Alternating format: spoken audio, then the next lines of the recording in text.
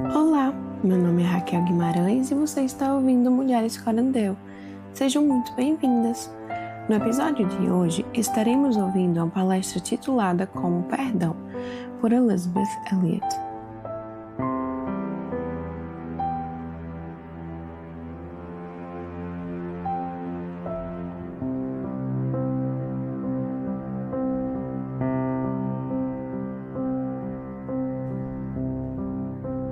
O meu tema hoje é perdão. Todos nós desejamos ser moldados à semelhança de Cristo, e Cristo nos perdoou. Ele levou sobre si as nossas dores e carregou os nossos sofrimentos. E a Bíblia diz: se confessarmos os nossos pecados, Ele é fiel e justo para nos perdoar os pecados e nos purificar de toda injustiça. Meu irmão Dave Howard é um homem que viajou muito mais do que eu. Acho que ele me disse que já esteve em 77 países.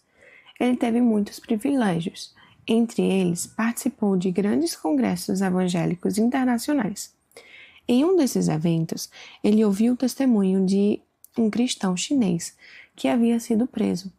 Na prisão, esse homem recebeu a tarefa de limpar as latrinas no campo. Havia muito mais gente no campo do que ele comportava. E como era de se esperar, as latrinas transbordavam todos os dias. Era uma função atravessar aquele caos humano e limpar tudo. Era considerado o pior trabalho de todo o campo. Mas ele disse que descobriu uma bênção maravilhosa. Ele fazia esse trabalho sozinho, nunca era incomodado por ninguém. E então, a cada manhã, quando começava essa tarefa, ele cantava um hino. Um que na nossa família nós realmente não gostávamos. Achamos sentimental e meio meloso. Mas Dave disse: minha opinião sobre aquele hino mudou completamente quando vi o testemunho daquele homem chinês. Ele cantava para si mesmo: eu venho ao jardim sozinho, enquanto o orvalho ainda está sobre as rosas. E ele anda comigo, e ele fala comigo, e me diz que sou seu. E a alegria que compartilhamos ali, nenhum outro jamais conheceu. Aquele homem que havia sido terrivelmente maltratado e injustamente preso estava disposto a louvar a Deus, mesmo quando recebeu o trabalho mais sujo e humilhante de todo o campo. Amy Carmichael escreveu: jamais te pedirei mais do que podes fazer. Sempre estarei contigo, Salvador e Pastor. Nunca sairá de mim uma ordem dura demais para ti. Confia em mim, ó meu filho. A fé não conhece o medo. Tu és meu, eu sou teu. Estou sempre perto, perto para tua defesa forte, tua quietude e confiança. Lembre-se, jamais te pedirei mais do que podes fazer. Alguns de vocês já passaram por experiências carregadas de injustiça e sofrimento. Talvez tenham sido falsamente acusadas ou profundamente feridos. E ainda assim, a resposta cristã é o perdão, não importa o que tenha acontecido. Pense no testemunho marcante de Quentin Blue. Anos depois, ele estava na Alemanha, se não me engano, falando a um grande grupo, quando viu lá no fundo do auditório um dos guardas do campo de concentração, o mesmo responsável pela morte da sua irmã, Betsy, que morreu de fome. Corey disse que odiava aquele homem, e quando viu que ele vinha em sua direção ao fim da reunião, com a mão estendida, ela disse a Deus: eu odeio esse homem, eu não quero apertar a mão dele. Mas naquele instante, ela fez uma oração urgente, pedindo ao Senhor que o ajudasse a perdoar. E então, segundo ela, minha mão se estendeu sozinha. E naquele gesto simples, a graça de Deus foi dada. Ela apertou a mão daquele homem e depois soube que ele havia se convertido e se arrependido profundamente pelo que tinha feito no campo de concentração. Isaías 53 é uma passagem fundamental que descreve a crucificação e o que ela realmente significou para Jesus. Eu incentivo você a ler o capítulo inteiro, mas vou ler apenas 1 ou 2 versículos. Era desprezado e o mais rejeitado entre os homens, homem de dores e que sabe o que é padecer, E como um de quem os homens escondeu o rosto, era desprezado, e dele não fizemos caso.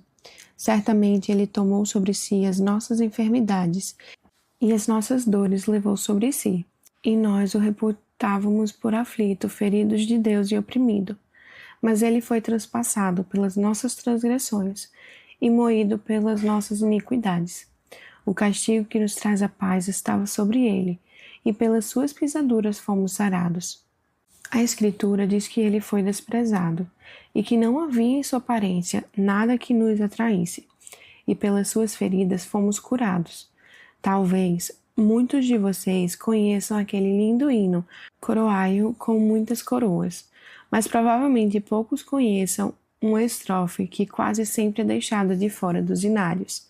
Ela diz: Ele conheceu toda dor que possa apertar o coração humano, e as tomou para si, para que todos pudessem nele descansar.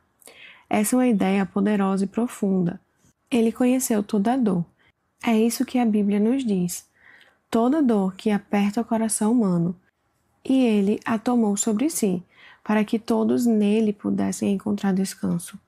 Agora penso, como estaria aquela latrina se ninguém estivesse disposto a sofrer para limpá-la? Aquele homem era um servo de Deus, realizando sua tarefa para Deus. O trabalho mais imundo e desprezável que se possa imaginar foi santificado e transformado por causa da atitude com que ele o executava. E o mesmo pode ser verdade para qualquer um de nós, quando recebemos uma tarefa que nos parece impossível, desagradável e que não tem nada de espiritual à primeira vista, mas ela pode ser transformada se a aceitarmos e a oferecermos de volta a Deus. Talvez isso pareça uma analogia um pouco forçada, mas eu não acho que seja, porque a Bíblia diz: pelas transgressões do meu povo ele foi ferido. Essa é a realidade do perdão. Alguém transgrediu, alguém feriu você. Talvez alguém tenha destruído sua família, sua vida, sua reputação, seus negócios, seja o que for. Mas será que existe um teste mais profundo para a formação de servos do que justamente esse? Esse tipo de situação revela até onde vai a nossa disposição de sermos servos. Estar disposto a ser pisado, a não ter agenda própria, abrir mão dos próprios direitos. Em 1 Coríntios 6, Paulo trata da questão dos cristãos levando outros cristãos aos tribunais. E ele pergunta: por que não sofreu prejuízo? Não é um conceito escandaloso? Do ponto de vista do mundo, isso não faz nenhum sentido. Mas essa é a exortação de Paulo. É vergonhoso ver cristãos processando outros cristãos. O que podemos fazer diante disso? Uma das partes pode simplesmente decidir aceitar o prejuízo e ser considerada, no mínimo, muito esquisita, e se não completamente louca. Von Hugel disse: a lei do sofrimento e do sacrifício é o único caminho para a alegria e a posse. A lei do sofrimento e do sacrifício é o único caminho para a alegria e a verdadeira posse. E o perdão exige sofrimento, a disposição de sentir dor. Também exige sacrifício, a disposição de abrir mão dos seus direitos. Se eu quero perdoar quem me feriu, eu preciso estar disposto a fazer esse sacrifício, abrir mão dos meus direitos. Tenho aqui uma pequena lista que fiz para mim mesma sobre como devemos perdoar alguém. Primeiro passo, para quem está anotando, é receber a graça que Deus deseja nos dar. Quando Jesus ensinou aos discípulos o que chamamos de oração do Senhor, ou Pai Nosso, ele nos ensinou a dizer: perdoa as nossas ofensas, assim como nós perdoamos a quem nos tem ofendido. Isso nos obriga a parar e refletir. Em que medida eu tenho estado disposto a perdoar aquela pessoa? Até onde estou disposto a ir nesse perdão? Essa é exatamente a medida de perdão que estou esperando receber de Deus. Nem mais, nem menos. Agora pergunte a si mesmo: será suficiente se eu pedir a Deus apenas o mesmo nível de perdão que ofereci àquela pessoa? Muito provavelmente, se examinarmos nosso coração com sinceridade, vamos perceber que isso não será o suficiente. E quando Jesus terminou aquela oração, ele disse aos discípulos: se vocês não perdoarem de coração seu irmão, também o meu Pai Celestial não os perdoará.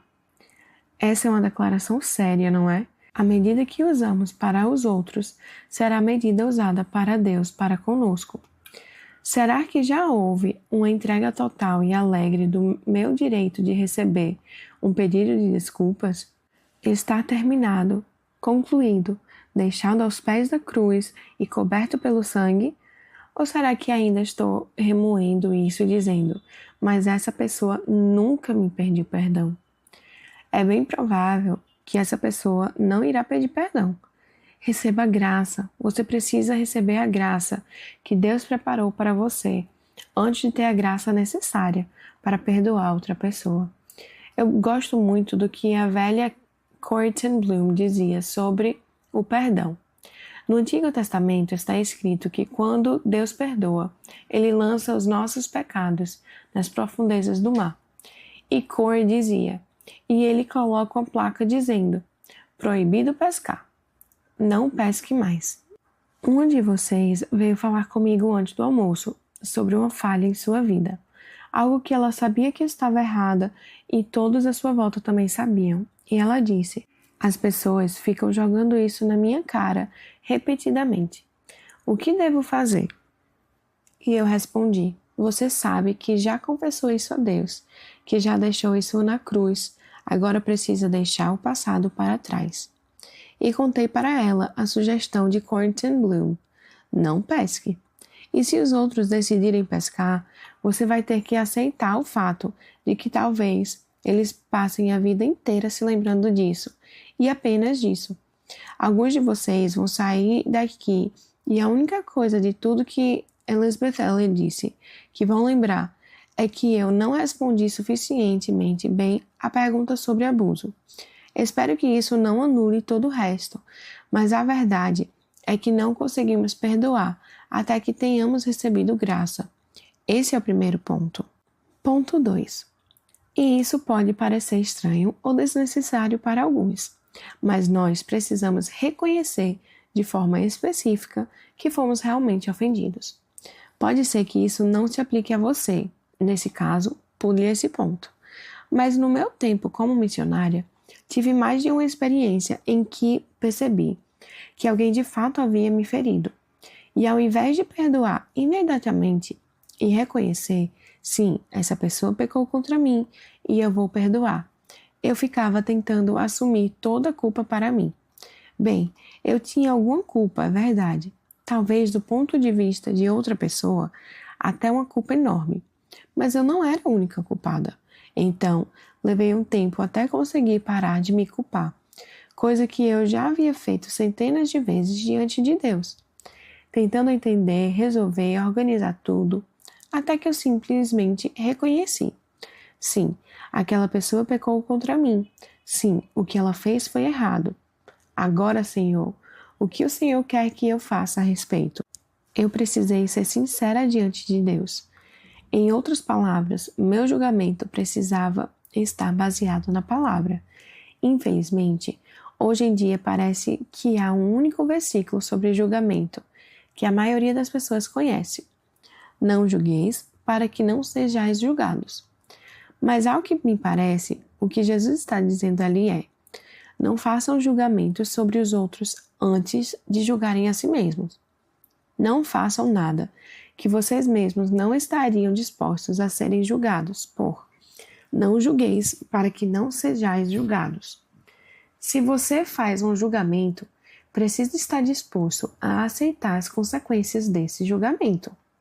E Jesus nos mostra que sim, precisamos fazer julgamentos. Por exemplo, ele diz: não lançais vossas pérolas aos porcos. Agora, como eu vou saber quem são os porcos se eu não fizer um julgamento? Isso é um julgamento, não é? Eu preciso distinguir o que é pérola e o que é porco. Isso envolve discernimento. Jesus também falou dos hipócritas. Ele foi muito direto ao falar com eles. E como eu saberei quem é hipócrita se eu não fizer nenhum tipo de julgamento? Ele também falou de uma geração de víboras. E Paulo nos fala sobre Alexandre, o latoeiro, que lhe fez muito mal. Isso também é um julgamento, certo?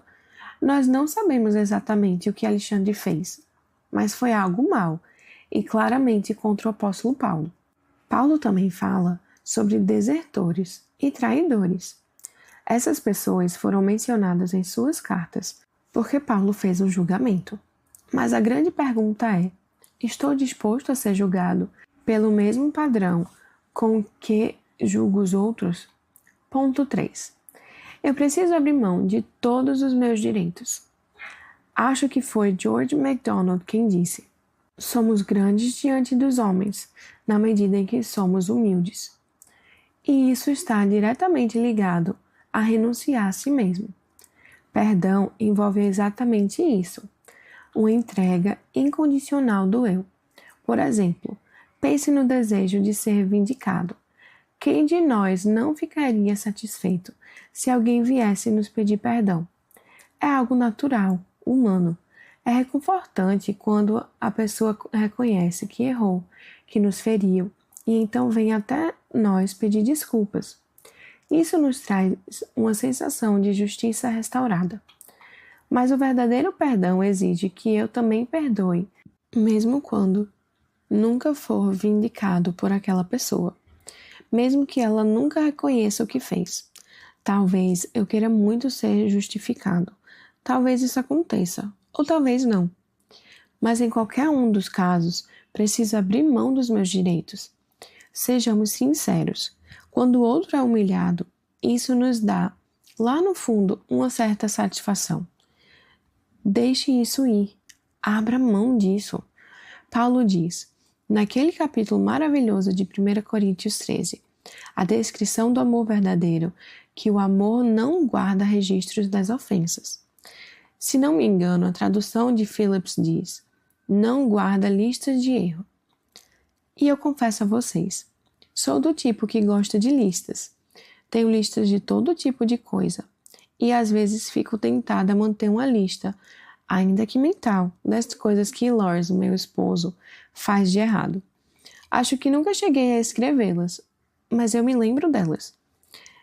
Ele faz uma coisinha aqui, outra ali, que me magoa, ou que eu acho absurda, e o Senhor, pela graça, me dá forças naquele momento para ficar calada. Mas as coisas ficam aqui, na minha cabeça. E se ele fizer alguma coisa realmente ruim, então penso, agora eu vou falar. E eu vou aproveitar para mencionar mais isso, mais aquilo. E de repente já estou despejando uma lista inteira de coisas. Mas aí eu volto a 1 Coríntios 13 e leio. O amor não guarda registro das ofensas. E então eu preciso apagar aquela lista. Na verdade, o Lars não é um homem ruim, como vocês devem ter percebido. Ele é um homem doce, mas ele vive com uma mulher que não é nada doce. Eu abro mão do meu direito a um pedido de desculpas. É bem provável que aquela pessoa nunca sinta um mínimo remorso. Afinal, na cabeça dela, a culpa foi toda sua. Ela não vê razão nenhuma para dizer me desculpe. Então, eu abro mão desse direito, de esperar que ela me peça perdão, e faço o que Paulo nos ensina, em 2 Coríntios 10, e levando cativo todo pensamento à obediência de Cristo. Isso é uma disciplina.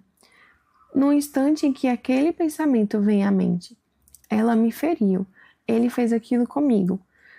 Submeta esse pensamento a Cristo. Traga-o para debaixo do senhorio de Jesus. Coloque-os aos pés da cruz. Meu irmão Phil é missionário no território noroeste do Canadá. Ele trabalhou por muitos anos com linguística naquela região. Quando ele foi para lá pela primeira vez, foi o primeiro homem branco a viver com uma tribo indígena chamada Slave Indians, ao norte do Great Slave Lake. Aqueles índios nunca tinham conhecido um homem branco que não quisesse tirar algo deles. Eram extremamente desconfiados e hostis em relação aos brancos, porque os poucos que tinham chegado até lá estavam sempre atrás de petróleo, ouro ou algo de valor que os índios possuíam e não queriam perder. Então, é claro, Quando esse homem branco apareceu com a sua pequena esposa branca da Carolina do Norte, eles mantiveram distância. Phil orou e orou. Pedia que Deus quebrasse a barreira de hostilidade contra ele, pois não estava ali para explorá-los, mas para ser amigo.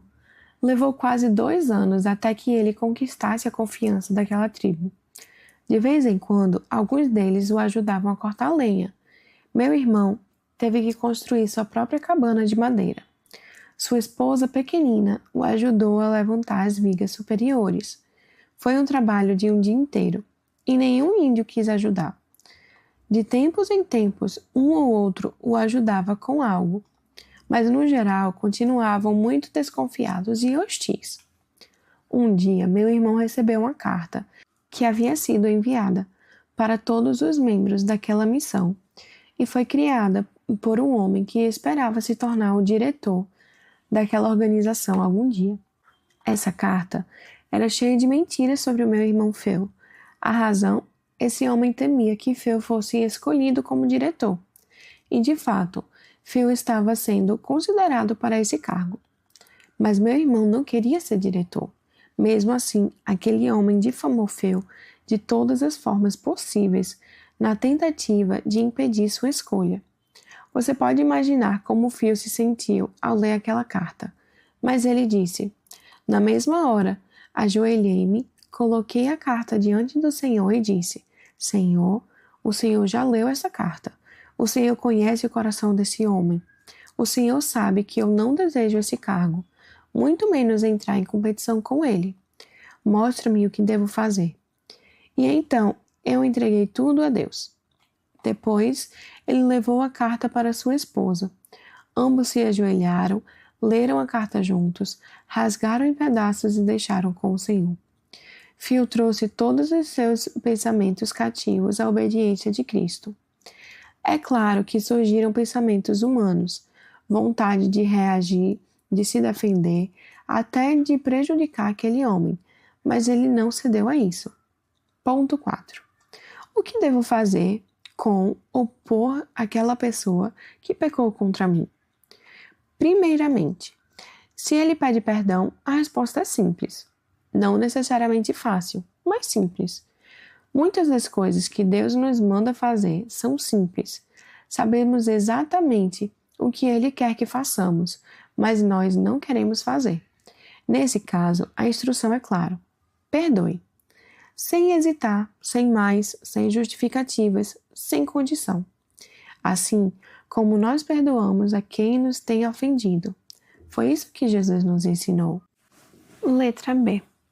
E se a pessoa não pedir perdão? Aí entra uma transação particular entre você e Deus. Esse é um ponto delicado.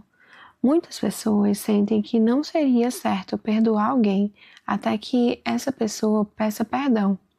Mas veja, nesse caso, você está carregando um peso desnecessário, no qual você consegue se livrar rapidamente. Você não precisa continuar levando isso consigo. Então eu recomendo fortemente, faça uma transação privada com Deus. Eu não acho necessário que você vá até a pessoa e diga: sabe, você me feriu profundamente há 5 meses e desde então estou decepcionado com você.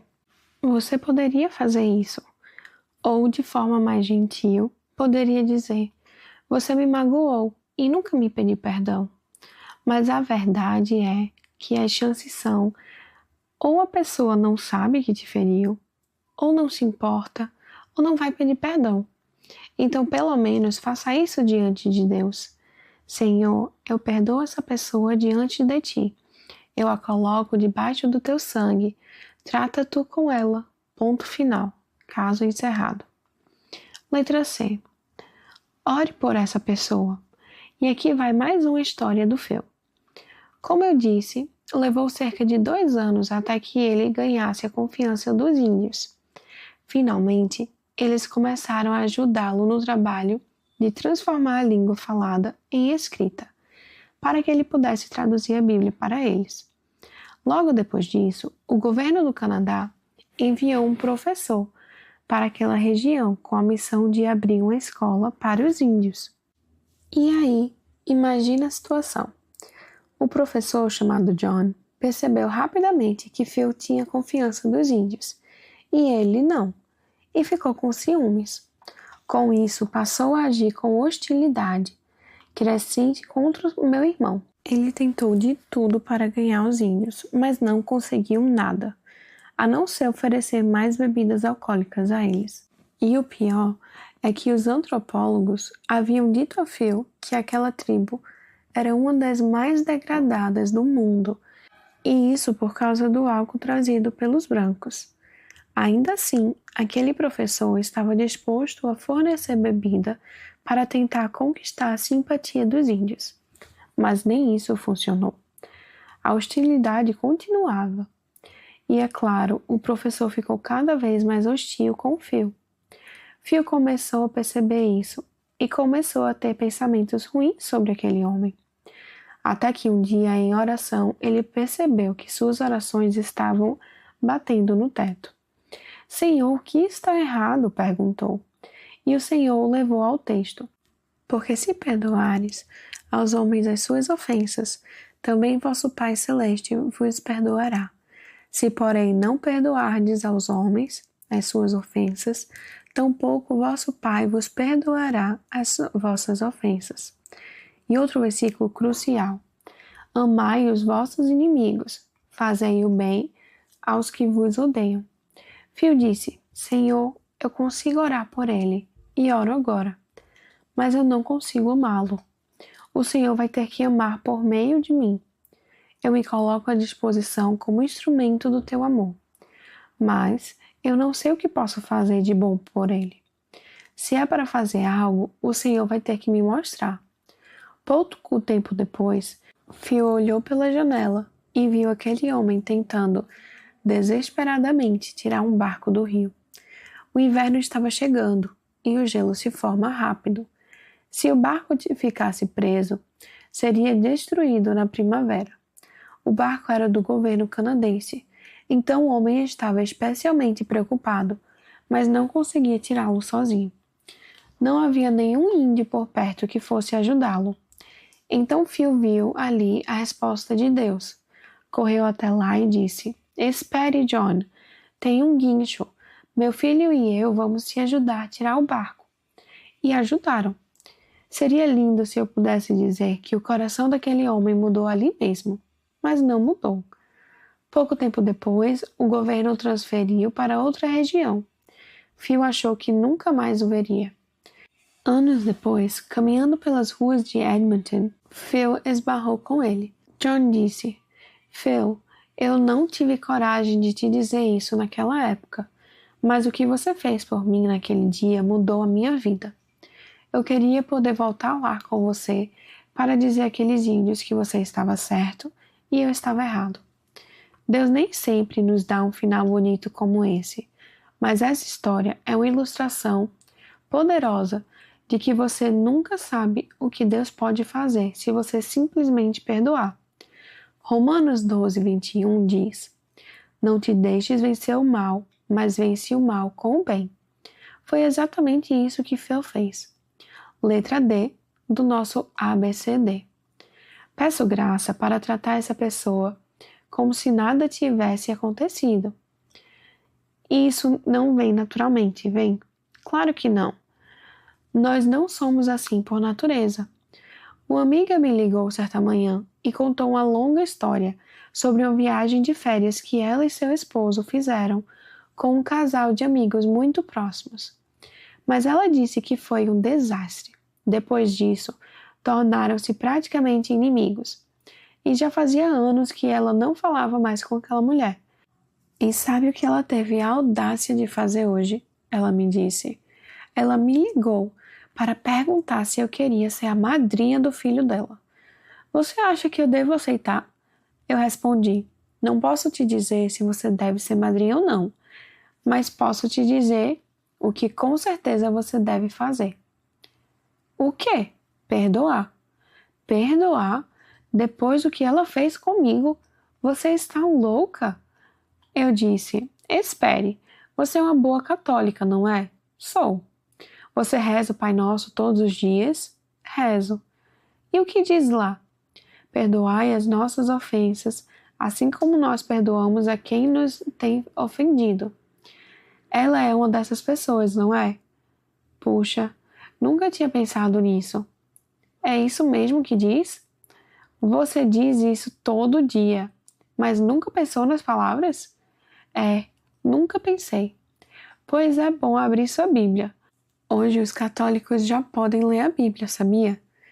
Leia o versículo que vem logo depois. Se não perdoardes aos homens as suas ofensas, tampouco vosso Pai vos perdoará as vossas ofensas. Ela ficou em silêncio por um bom tempo. Depois disso, eu contei a ela que ela teria que pedir graça a Deus para tratar aquela amiga como se nada tivesse acontecido. Talvez ela decidisse ser madrinha, mas isso já era entre ela e Deus. O que eu podia fazer era apenas dizer o que a Bíblia diz. E eu mesma passei por isso. Tive um rompimento com uma pessoa muito querida, e por anos vivi uma agonia por causa disso. Até que o Senhor começou a me ensinar a orar assim: Senhor, ajuda-me a ficar ao lado de Cristo por ela, e não ao lado de Satanás contra ela. E eu creio que Deus respondeu a essa oração. Ele me ajudou. O Salmo 119, 78 diz que devemos decidir esquecer. E isso é um ato da vontade. E aqui chegamos a dois grandes impulsos que fazem parte da nossa natureza humana. Somos todos seres com vontade e emoções. E nós, mulheres, muitas vezes, somos vistas como mais interessadas no que sentimos do que no que fazemos. Mas eu não tenho certeza se somos piores nisso do que homens. A diferença é que os homens simplesmente não gostam de admitir. Eles não querem reconhecer que suas emoções influenciam seu comportamento. Mas Deus nos criou com vontade e emoções, e a vontade pode ser a senhora das emoções. Vou te dar um exemplo simples e direto, se você quiser entender o que eu quero dizer com a vontade e como ela difere das emoções. Quando você acordou hoje de manhã, especialmente você que ficou conversando até 2 ou 3 da madrugada e sabia que precisava estar no café às 7, você provavelmente não estava empolgada para pular da cama com disposição, certo? Você não estava com vontade de levantar, mas mesmo assim você se levantou. Todo mundo que está aqui nessa tarde se levantou hoje de manhã, não foi? Eu não sei a que horas nem com que humor você se levantou, mas o fato é que você quis se levantar porque era necessário. Você não sentiu vontade, mas isso não importa. Você agiu por vontade, não por emoção. Precisamos lembrar que somos feitos dos dois. Mas temos que nos perguntar: vamos escolher fazer a vontade de Deus?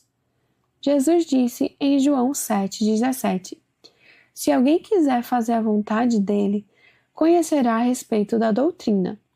Se você quiser fazer a vontade de Deus, ele vai te capacitar. Mas é preciso manter as emoções sob controle, como se fossem cavalos selvagens, ainda não domados, porque elas podem nos arrastar com facilidade.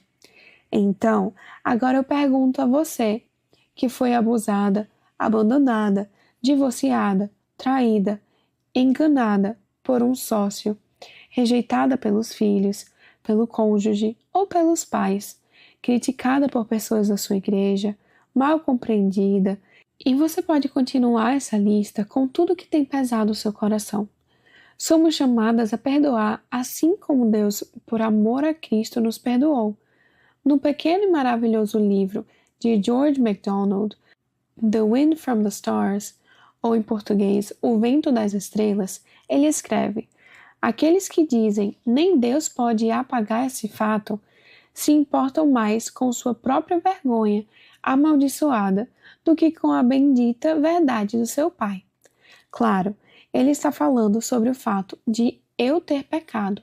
E alguém pode dizer, nem Deus pode mudar isso, O que eu fiz está feito. Mas será que me importo mais com a minha vergonha do que com a verdade do meu pai? Quem faz isso prefere dar desculpas em vez de confessar. Mas quando alguém confessa de coração, deixando as desculpas nas mãos de Deus, a verdade o liberta. Quando o homem confessa de verdade, deixando as justificativas para Deus, a verdade o torna livre. O mal se afasta dele. Uma outra citação de Orville Denry diz: toda relação com os outros marcada por ódio, desprezo ou negligência está cheia de angústia e tormento. Quero fazer uma pausa agora e deixar você refletir em silêncio. Talvez seja até bom você fechar os olhos. Você está cheia de angústia e tormento por causa de algo ou de alguém?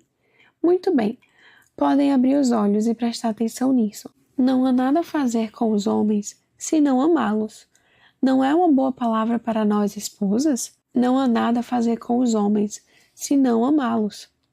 Contemplar suas virtudes com admiração, suas falhas com compaixão e perdão, e suas ofensas com paciência. Use toda a criatividade da sua mente para tentar encontrar outra alternativa, mas você nunca encontrará. Odiar seu adversário não vai te ajudar. Matá-lo também não. Nada dentro dos limites do universo pode te ajudar, a não ser amá-lo. Mas deixe esse amor fluir para todos ao seu redor. E o que poderia te ferir? Quantos nós de mau entendimento e mágoas seriam desatados com apenas uma palavra, falada com sinceridade e confiança de coração? Quantos lugares solitários seriam transformados em lugares alegres se o amor estivesse ali? Quantas casas escuras seriam iluminadas?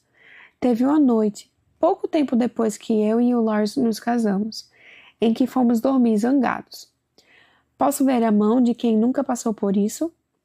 Acho que todas nós somos culpados. Acho que vi uma mão levantada por ali em algum lugar. Mas naquela noite eu estava magoada. Eu provavelmente estava brava, mas preferia dizer que só estava magoada, porque o Lars tinha falado comigo de forma dura. Nem ele nem eu lembramos mais do que se tratava, mas na época parecia algo gravíssimo. Aliás, você sabe de onde vem a palavra crucial, né? Você que estudou latim deve saber. Ela vem de crux, que em inglês é cross, em português, cruz. Ou seja, algo crucial na sua vida é uma cruz, um ponto de decisão, uma encruzilhada onde você precisa escolher tomar sua cruz. Então, naquela noite, quando fomos dormir, acho que vocês mulheres vão entender. Eu estava deitada de costas, dura como uma tábua, com as lágrimas escorrendo por dentro dos ouvidos. E eu não queria que o Lars me tocasse, nem com a ponta da unha, porque ele sabia que estava errado. A culpa era dele, e ele estava o mais longe possível, do lado dele da cama.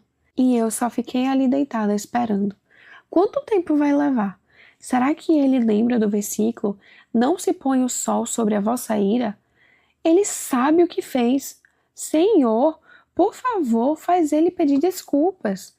E passaram-se mais alguns segundos, até que eu ouvi o seu ronco. Alguém aí se identifica? Está tocando o sininho? Ele não achava que tinha nada para pedir desculpas. Ele nem sabia que eu estava magoada. Mas é claro, eu achava que já estava mais do que na hora dele descobrir. E eu já estava quase cutucando ele com a força e dizendo: você não percebeu que deixou o sol se pôr sobre a sua ira e nem sequer pediu desculpas? E agora está aí roncando? Mas eu não fiz isso. Eu não disse nada. Aliás, não se esqueçam, queridas. Deus me deu 3 chances, com 3 maridos diferentes. E eu esperava ter aprendido algumas lições nos 27 meses com o Jim e mais algumas lições nos 4 anos e meio com o Ed. Mas agora eram apenas cerca de 3 meses com o Lars. E eu já tinha tido bastante tempo entre os casamentos para refletir sobre o que é o casamento. Graças a Deus e ao Espírito Santo, em vez de fazer o que vinha naturalmente e agir pelas minhas emoções, eu levantei da cama, fui para o outro cômodo, peguei minha Bíblia, abri 1 Coríntios 13, me ajoelhei e disse: Ok, Senhor, me ajude aqui. Amor é paciente, amor é bondoso. E eu senti que o Espírito de Deus me encorajava a substituir a palavra amor pelo meu próprio nome. Então eu li assim: Elizabeth é paciente, Elizabeth é bondosa. Elizabeth não inveja, não se vangloria, não é orgulhosa, não é rude, não busca seus próprios interesses, não se irrita facilmente. Elizabeth não guarda rancor. E claro, era um absurdo gritar aquilo dessa forma, porque nada disso era verdade.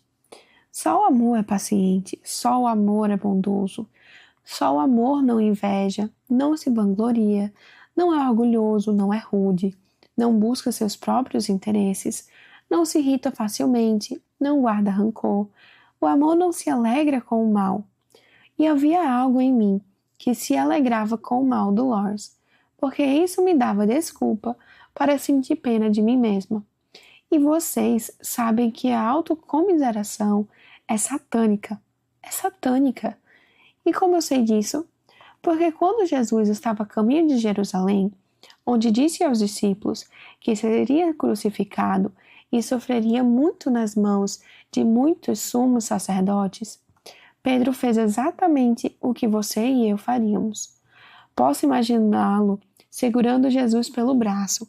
Não sabemos se ele realmente fez isso, mas sabemos que disse: Não, Senhor, nada disso deve acontecer contigo.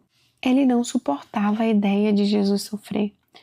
E Jesus, que havia acabado de chamar Pedro de rocha sobre a qual construiria a igreja, se voltou com ira e disse: Afasta-te de mim, Satanás. Você pensa como os homens pensam e não como Deus pensa. O perigo da autocomiseração. Amor sempre protege, sempre confia, sempre espera. O amor nunca falha. Se não perdoares teu irmão de coração, também meu Pai, que está nos céus, não te perdoará. Que Ele nos dê a graça de receber sua graça sem medida e de andar em amor por causa dele. Que Deus te abençoe.